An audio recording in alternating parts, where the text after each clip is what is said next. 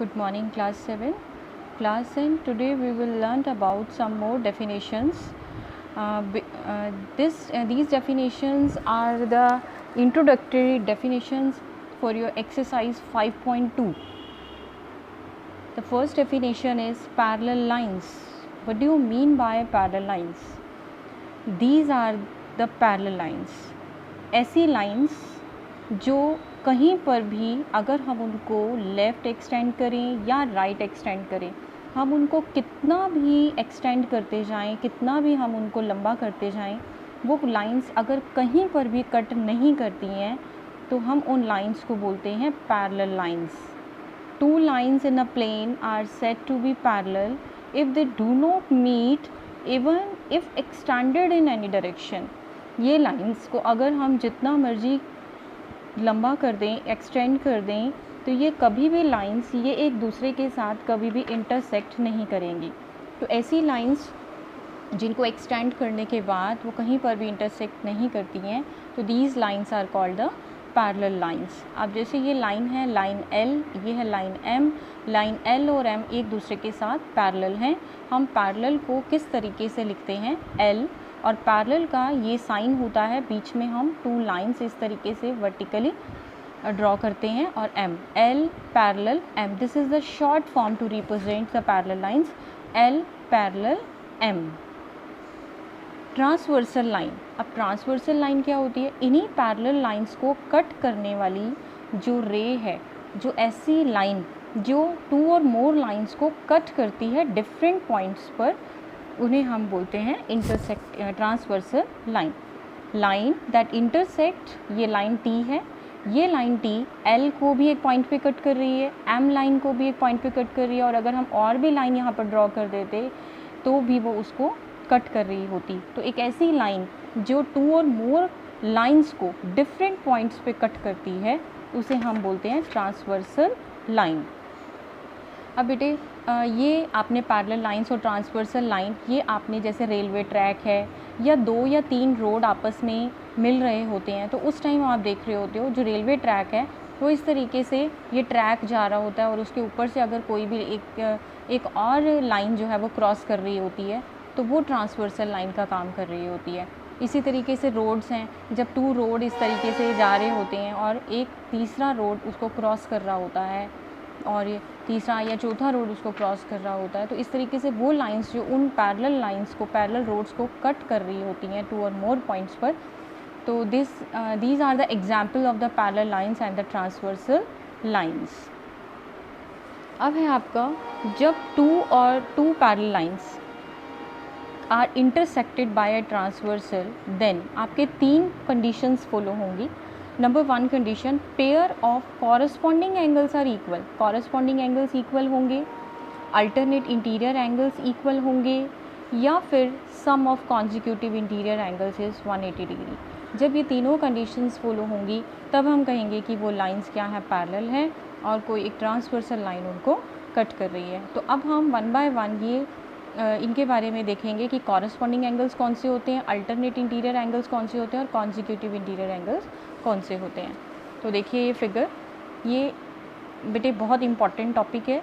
अगर आप इस चीज़ को आपको क्लियर नहीं होगा तो आप एक्सरसाइज 5.2 नहीं कर पाओगे. तो इस चीज़ को बड़े ध्यान से आपने समझना है.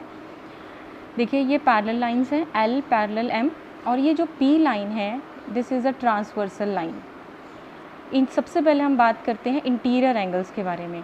इंटीरियर एंगल्स कौन से होते हैं? नाम से पता लग रहा है, जो एंगल्स अंदर होते हैं.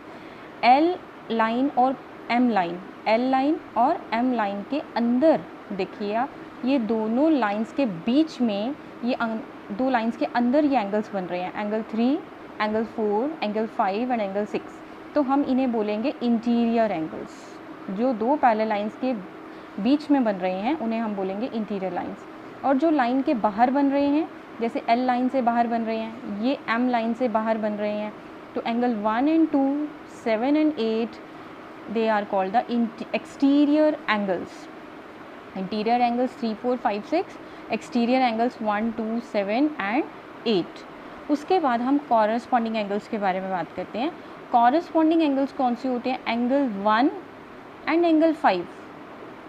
दे आर द कॉरस्पॉन्डिंग एंगल्स, जो एक ही साइड पे हो ट्रांसवर्सल लाइन के, और अगर एल के ऊपर अगर कोई एंगल है तो इधर एम के ऊपर एक एंगल होगा, एंगल 1 and 5। इसी तरीके से दूसरी साइड देखिए, ट्रांसवर्सल लाइन के राइट साइड पर एंगल 2 एल लाइन के ऊपर है और एम लाइन के ऊपर ट्रांसवर्सल की उसी राइट साइड पर ही एंगल 6 बन रहा है। तो angle 2 and 6 are the corresponding angles, they are equal. Similarly L line के अंदर एंगल 3 है और एम लाइन के बाहर एंगल 7 है। तो 3 and 7 are the corresponding angles are equal. Angle 4 and 8 are the corresponding angles are equal. उसके बाद हम बात करेंगे अल्टरनेट इंटीरियर एंगल्स की। अल्टरनेट का मतलब अगर एक लेफ़्ट साइड होगा तो दूसरा राइट साइड होगा। कैसे? लेकिन कैसे? पैरेलल लाइंस के बीच में। Angle 3 and angle 6, angle 3 and angle 6 are alternate interior angles. Interior क्यों बोला? क्योंकि ये लाइंस के अंदर बन रहे थे। तो angle 3 and angle 6 are interior angles. Angle 4 and angle 5 are alternate interior angles, they are equal। angle 3 is equal to angle 6 and angle 4 is equal to angle 5। उसके बाद पेयर ऑफ अगर अल्टरनेट एक्सटीरियर एंगल आपको दिखाई दे रहे हैं, exterior मतलब जो line से बाहर हो, पैरेलल लाइंस के बाहर हो, तो angle 1 and angle 8 are alternate exterior angles. Angle 2 and angle 7 are alternate exterior angles. Angle 1 बाहर है और उसके अपोजिट साइड पर एंगल 8 बाहर है। एंगल 2 बाहर है, अपोजिट साइड पर एंगल 7 बाहर है। तो these are the alternate exterior angles. उसके बाद आपका आता है pair of interior angles on the same side of the transversal.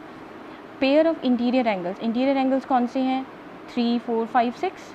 अब सेम साइड पे कौन से बन रहे हैं? ये ट्रांसवर्सल लाइन है, इसके सेम साइड पर angle 3 and angle 5। These are the pair of interior angle on the same side of the transversal। ये क्या है? also consecutive interior angles। इन दोनों का सम क्या होगा? Angle 3 plus angle 5 is 180 degree। Similarly angle 4 and 6 are also on the same side of the transversal and also interior angles।